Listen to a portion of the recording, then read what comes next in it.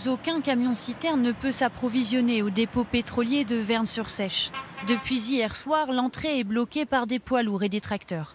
Les professionnels dénoncent la hausse des prix des carburants. Ça concerne tout le monde, ça concerne le transport, ça concerne les travaux publics, ça concerne le bâtiment, ça concerne les taxis, ça concerne les ambulanciers, ça concerne les pêcheurs. Nathalie dirige une société de transport. Depuis quelques jours, ces 27 camions lui coûtent plus qu'ils ne rapportent. Aujourd'hui, on roule à perte, quoi. On a à peu près, je vous dis, 120 € de plus par jour que ça nous coûte un véhicule qui part la journée, qui roule. Alors qu'on ne répercute pas ça sur le prix de notre client. Arnaud, lui, a monté son entreprise de travaux agricoles il y a 1 an. Aujourd'hui, il peine à joindre les deux bouts. Quand j'ai commencé, je payais le GNR à 70 centimes hors taxe. Aujourd'hui, je suis rendu à 1,50 ma dernière livraison. Donc la seule variable, c'est sur le salaire en fait. Il y a des gros moments de doute forcément quand c'est comme ça. On se dit est-ce qu'on doit continuer, est-ce qu'on doit s'arrêter là, est-ce que voilà, c'est toujours très délicat. À la station d'à côté, les pompes sont vides. Les automobilistes sont les premiers affectés par le blocage, mais ils comprennent la détresse des professionnels. Ils ont raison parce qu'aujourd'hui, tout le monde est touché.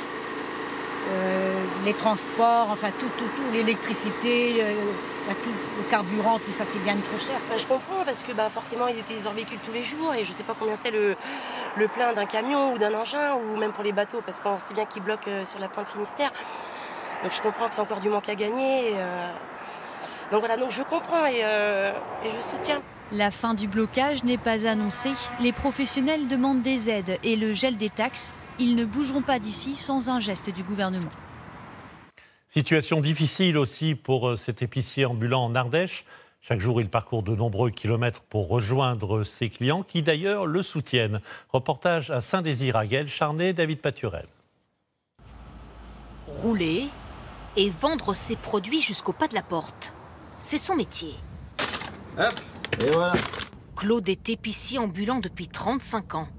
100 km par jour au compteur. La petite station est moins chère que le supermarché. Alors un gasoil à 2,24 €, c'est 40 € de plus par semaine à sa charge. Donc maintenant, il ne faut plus regarder le compteur parce que ça déprime. Sur les petites routes sinueuses de la Drôme et de l'Ardèche, pas d'excès de vitesse.